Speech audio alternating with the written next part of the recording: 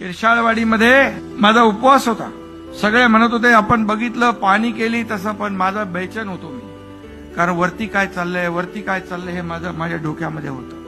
आणि वरती अशी परिस्थिती होती, पाऊस, वादळ, वारा सगळं. आणि त्या ठिकाणी मी गेलो, त्यांना ऊर्जा मिळाली.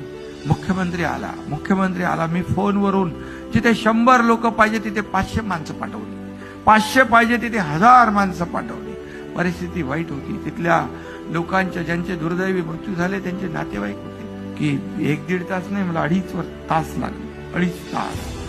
आणि उपवास असल्यामुळे माझ्या बरोबर होते ते गेले पुढे फटाफटा.